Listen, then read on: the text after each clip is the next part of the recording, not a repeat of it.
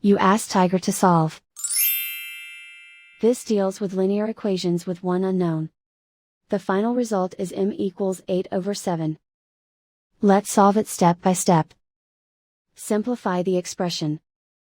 Expand the parentheses. Multiply the coefficients. Simplify the arithmetic. Expand the parentheses. Simplify the arithmetic.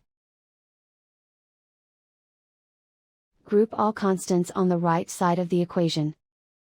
Add 24 to both sides. Simplify the arithmetic.